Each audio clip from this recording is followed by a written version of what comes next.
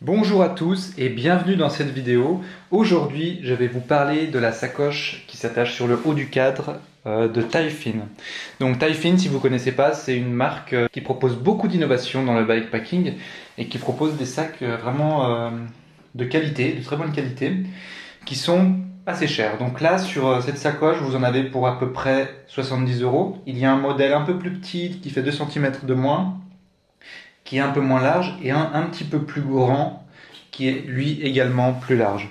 Donc sur ce modèle qui fait de mémoire 1,1 litre, c'est indiqué pour tout ce qui est vélo de route, gravel, et pour le modèle au-dessus, plutôt pour les VTT.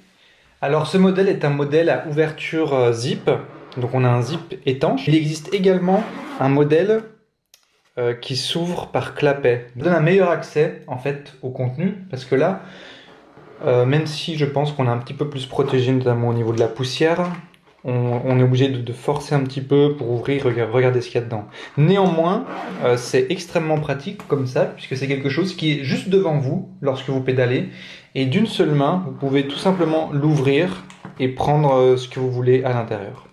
Alors la fixation se fait au moyen de sangles de ce type. Ce sont des petites sangles qui se ferment par une boucle et qui restent fermées grâce à leur force. Donc là, on a une petite sangle taille fine.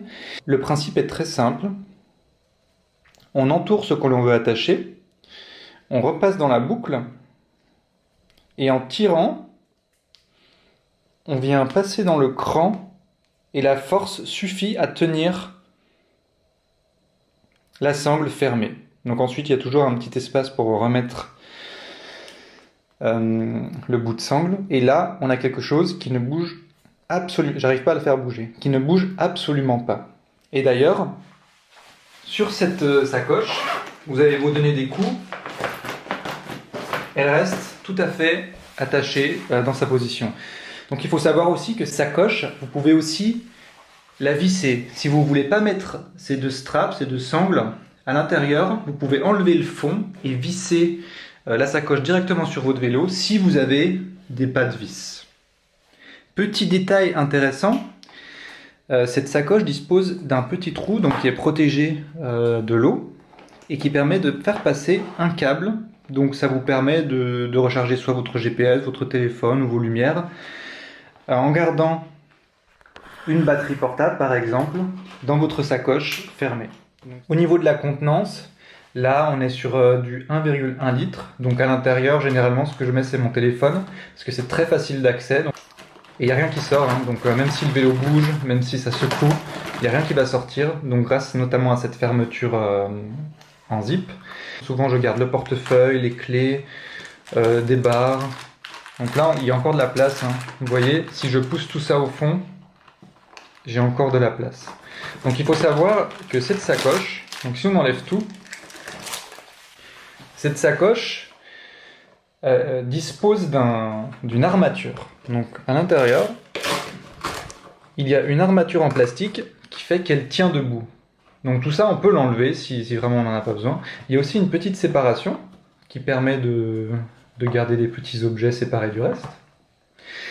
Et au fond, il y a quelque chose de très ingénieux.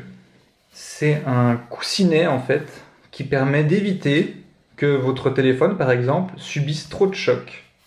Donc ça va rester dans le fond et si vous mettez votre téléphone, il va reposer là-dessus et être protégé de toutes les vibrations qu'il y a sur la route.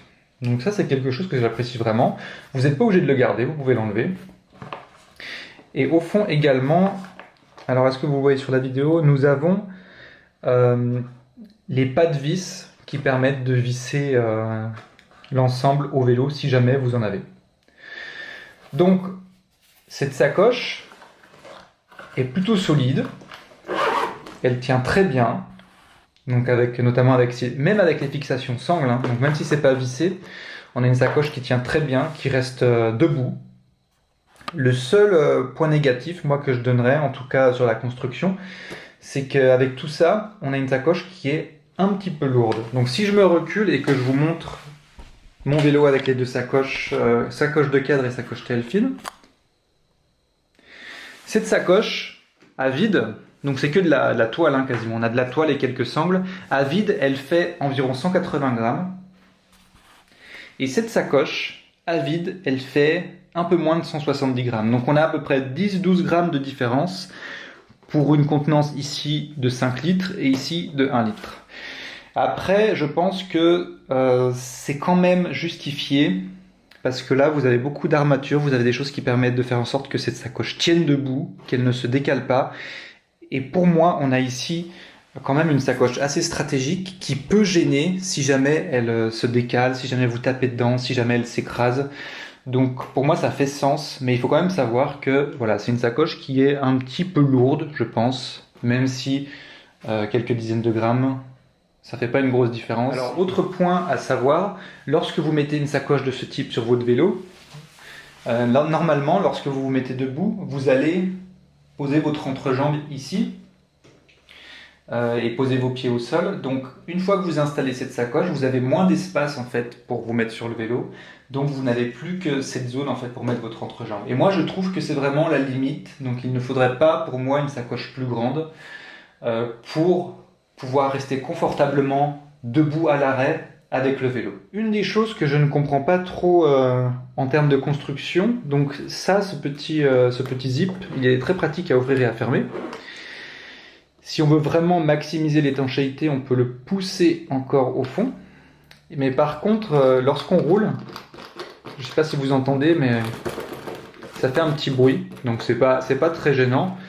Mais je pense que Tailfin aurait pu faire quelque chose, mettre un petit aimant ou un petit bloqueur pour ne plus entendre ce bruit. Alors moi, pour l'enlever, je referme juste ça comme ça et je passe cette petite chose à nouveau dans le trou. Voilà, ce qui fait que lorsque ça bouge, il n'y a absolument plus aucun bruit. Je ne sais pas si c'était ce qu'en tout cas avait prévu Tailfin sur cette construction, mais voilà, c'est un petit point à noter. Également, le fait que cette sacoche soit réglable avec des sangles, ça vous permet de faire en sorte, si comme moi c'est quelque chose qui compte pour vous, de séparer la sacoche suffisamment pour qu'elle ne touche pas le guidon. Donc là, vous voyez, elle ne touche absolument pas le guidon, il n'y a absolument pas de frottement.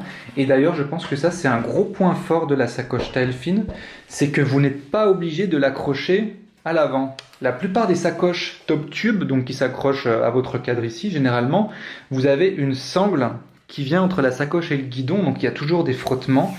Et là, l'avantage de cette sacoche Tailfin, c'est qu'il y a uniquement 2 points de fixation en dessous et aucun frottement, aucun contact avec le guidon. Ce qu'on peut rajouter, c'est que cette sacoche épouse parfaitement la forme de votre vélo. En tout cas, je trouve qu'elle est vraiment aérodynamique. Elle gêne très peu. En tout cas, moi, je la touche jamais avec les genoux, à l'exception peut-être de lorsque je me mets en danseuse. Donc, s'il y a vraiment de grosses montées, que je dois monter les genoux et surtout pencher le vélo à droite à gauche, ça peut arriver que je frotte un peu, que je touche un peu cette sacoche. Voilà, la danseuse, c'est le seul moment où vraiment je peux avoir des problèmes avec. Je pense que j'en aurai un petit peu moins avec le modèle plus petit, mais c'est pas quelque chose qui me gêne suffisamment pour que je change. Donc voilà, c'est quelque chose à prendre en compte.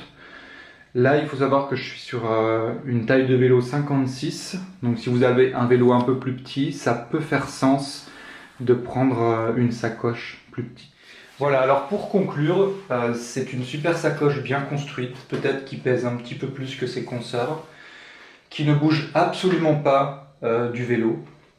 Je suis vraiment fan du système de fixation et du fait qu'elle ne touche pas du tout le guidon. Et d'ailleurs, c'est sûrement la sacoche que j'utilise le plus, en tout cas qui est le plus facile d'accès, puisqu'il suffit de l'ouvrir d'une seule main pour attraper ce qu'il y a dedans. Et généralement, j'utilise beaucoup pour sortir mon téléphone et prendre des petites photos. Également pour mettre des barres. Donc voilà. J'espère que cette vidéo vous a plu en tout cas. Si vous avez des questions ou des commentaires, n'hésitez pas, je vous répondrai. Merci à tous d'avoir regardé cette vidéo. Au revoir.